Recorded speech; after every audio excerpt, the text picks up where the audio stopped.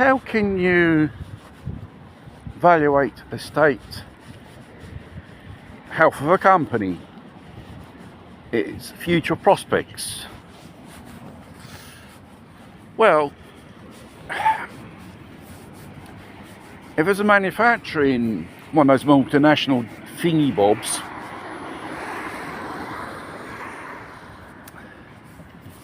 investments in new products is an indication. And do they produce in the nation where this company originates most of the things? This is regarding the Piaggio of Pontedera.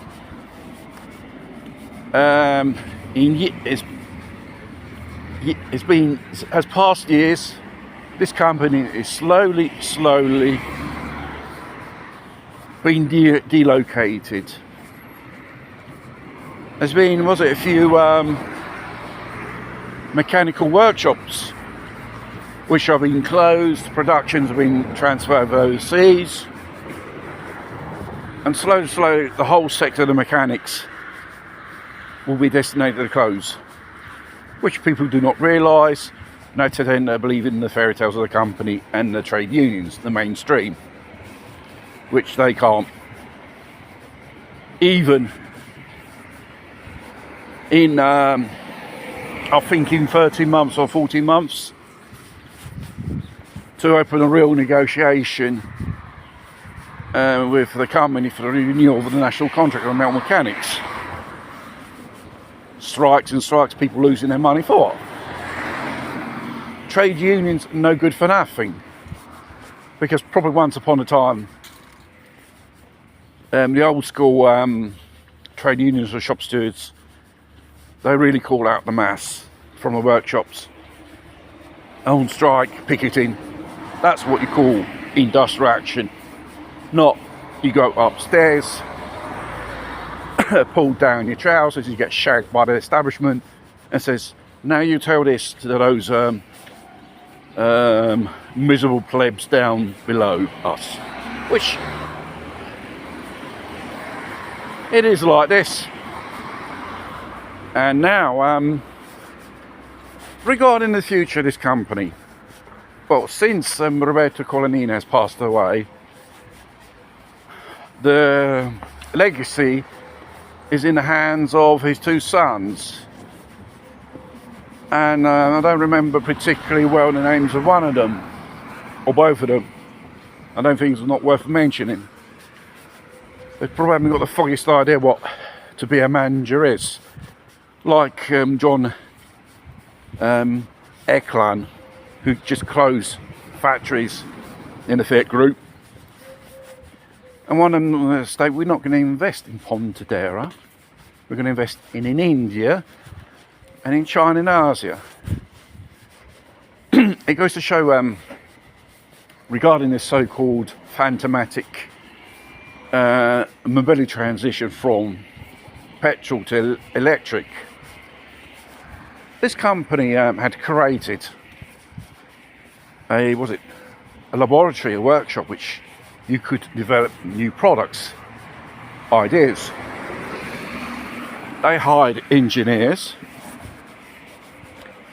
There's not even one project, not even one bloody idea which these engineers worked.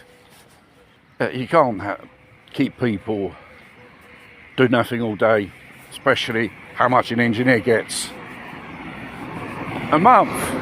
And obviously these engineers which are newly employed, they say to themselves, sod off, I'll sling my hook somewhere else, which they did. They probably had more better prospects of employment, better pay, and so on. And plus, when it comes to the technology which these products are assembled with, it's stuff of the 1990s. Even the most how do you say, Asiatic competitor, technologically speaking, is more advanced. The problem is, and this company does not invest in innovation, new products, and invest inside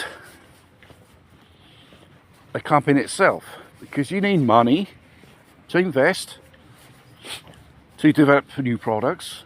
If they're successful, they sell. You don't do nothing. You don't earn profits. You can't pass the rest of so-called existence keeping people in cassa integrazione, cutting costs to content the punters of the shareholders. Oh, we had done utility. That is not an utility. Profits come from sales when it performs well. But sincerely, if I was one of those shareholders, I'd say, sorry mate, give me back my money, I'll fuck off. And it reflects inside the stock exchange here in Italy. The quotation in this company, not worth that much anyway. One day it goes up and one day it goes down. You know, the fact these people had signed a deal with a partner, I think in China, to develop a new type of one of those light vehicles, vans in China, where they used to produce the last of the classic products of this company, the RP van, three-wheeler things. They transferred it into India. I think people do not realise one day they will get the boot. Because, let's face it, the company won't need you anymore. It's in the internal turmoils. And the idea doing electric production, which requires one hell of a big investment, which I don't think this company has, or the investors are willing to give it. See, they've got other factories around the world, Vietnam, China, and India. They are pretty advanced. You know, the money they scrounge from the government, they invest that money overseas, not to keep the jobs at home going, no. It's all a question of absolutely disgusting management and politics, which they are go together. Because basically, the big companies, when they're in difficulties, they go come crying to the government for money. Incentives to create new models and keep people in cassa integrazione, because the forecast is years and years of difficulty, crisis which never was experienced before in the history of this company. Well, this company has shedded working forces in the past, but they continue to maintain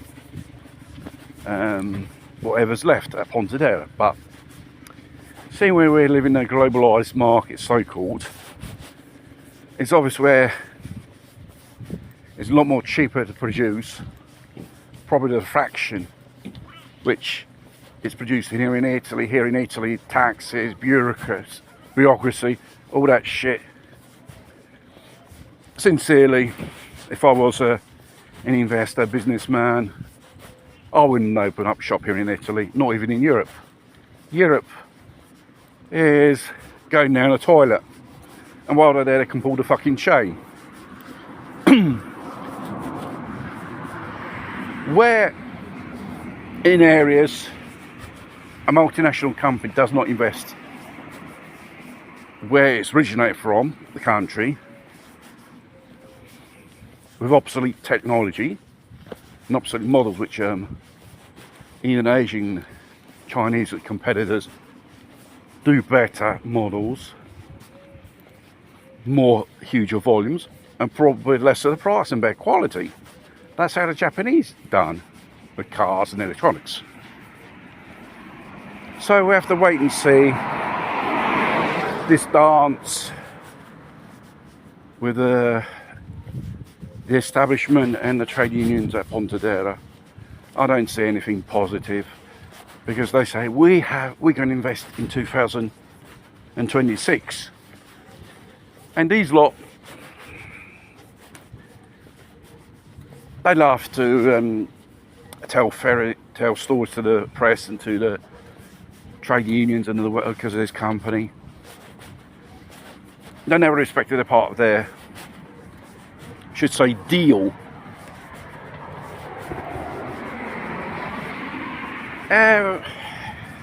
Heading for difficult times, choppy seas, storms.